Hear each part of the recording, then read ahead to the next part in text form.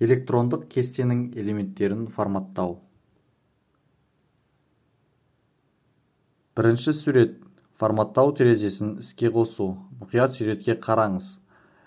Яшықты форматтау терезесін ашу үшін яшықты таңдап, тышқанның оң жақ батырмасын шертіңіз. Келесі. Екінші сурет бойынша яшықтарды форматтау терезесі 6 бөлімнен тұрады. Мұқият қараңыз. Яшықтарды форматтау терезесі. Бірінші, сан. Сан бөлімінде яшықты алдын ала сан, ақша, қаржы, мерзім, уақыт, процент, бөлшек және мәтіндік деректерге арнап қоюға болады.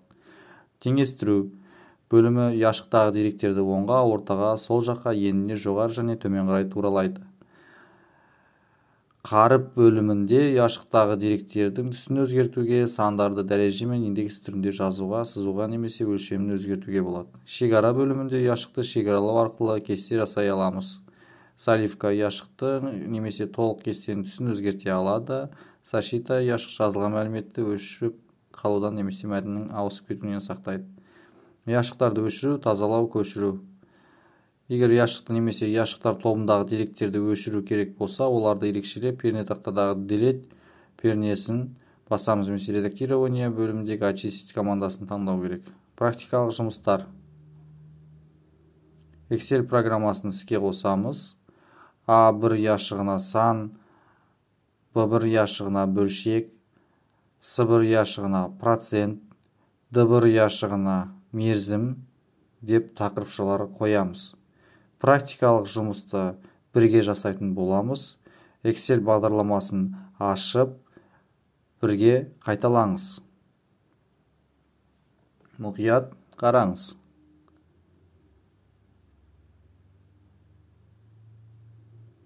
Excel бағдарламасын стандартты бағдарламалар ішінде таңдап алсаңыз болады, яғни пуск, стандартты және Excel.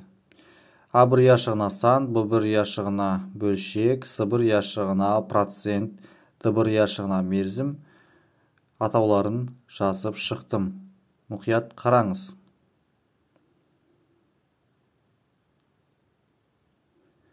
Үшінші, жұмыс алаңындағы A1 яшықты тінтуірдің сол жақ батырмасымен шертеміз. Сол жақ батырманы ұстап, оң жаққа жылжыту арқылы B1, C1 және D1 яшықтарды қоса ерекшелейміз.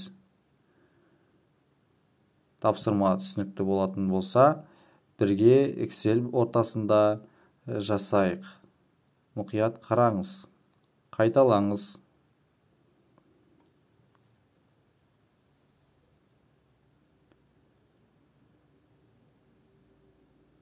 A1 яшықты тінтуірдің сол жақ батырмасымен шертеміз. Сол жақ батырманы ұстап, оң жаққа жылжыту арқылы B1, C1, D1 яшықтарды қоса ерекшелейміз. Ерекшеледік. Төртінші тапсырмаға көшеміз. Сол жақ батырманы жібермей, баса отырып, төмен қарай 10 қатарға дейін түсу арқылы 4 баған және 10 қатарда орналасқан 40 яшықты ерекшелеп аламыз. 40 яшықты белгілеп алдық.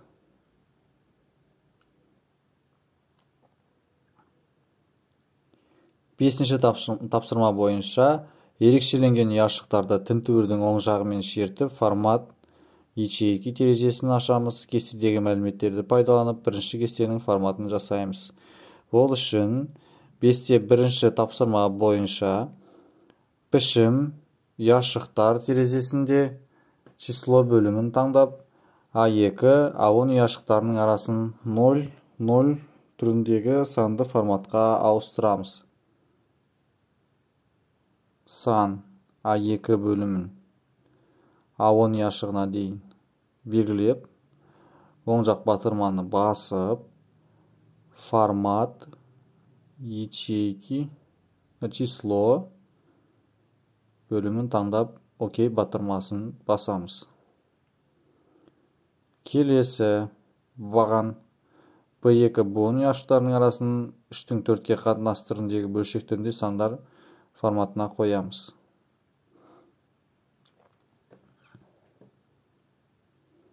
бөлшек дробный, процент, формат ячейки, процентный, окей. Мерзім, формат ячейки, дата, окей.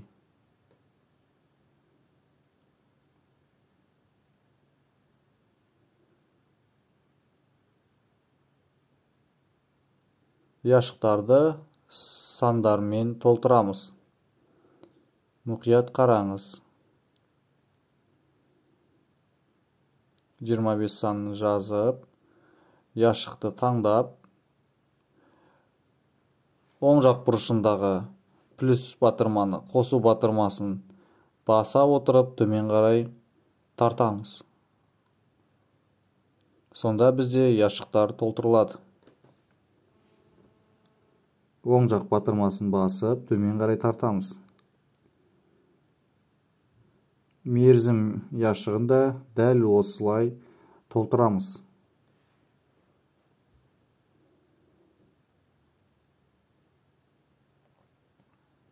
Мұқият қараңыз.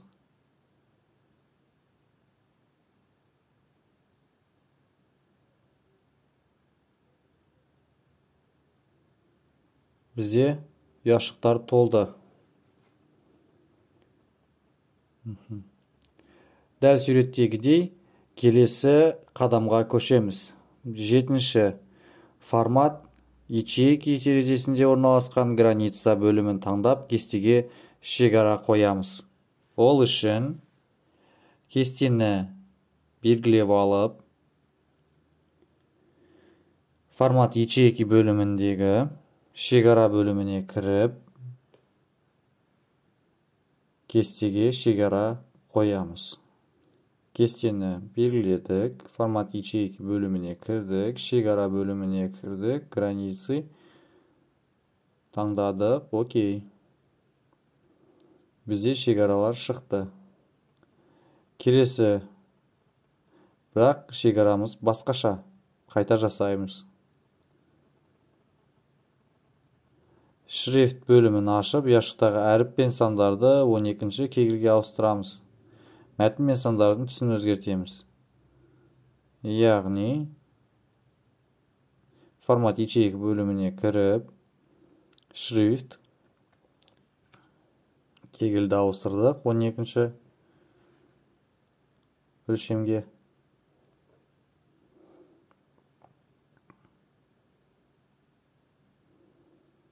Формат ячеек.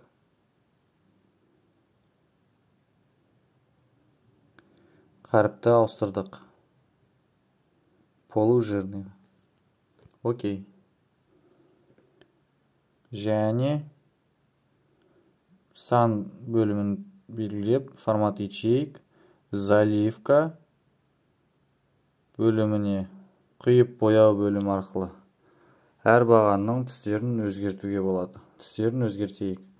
Яғни, суреттегі кесте бойынша сан бөлімін күлгін түске, бөлшек бөлімін көгілдір түске, пайыз бөлімін жасыл, мерзім бөлімін сары түске бояймыз. Мұқият қараңыз. Процент белгілеп, формат ячейк. Жасыл түсті таңдап, окей батырмасын шертеміз. Дәл осылай мерзім бөліміне де жасаймыз. Бізде кесте жазылды, бірақ шекаралары анықталған жоқ. Шекара бөліміне кіріп, шекараға бөлеміз.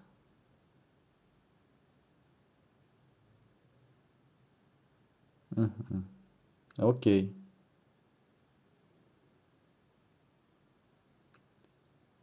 Бізде шекара бөлінді. Енді 10-шы тапсырма бойынша жаңа кестені кесте нүкте XLSX нүкте XLSX кешіріңіздер атауымен сақтаймыз. Жаңа кестені кесте нүкте XLSX атауымен сақтаймыз. Ол үшін файл сохранить как рабочий стол кесте деп жазып астындағы форматты таңдаймыз. Сохранить батырмасын басамыз. Келесі тапсырмаларды орындауға 5 минут уақыт беріледі. Уақыт кетті.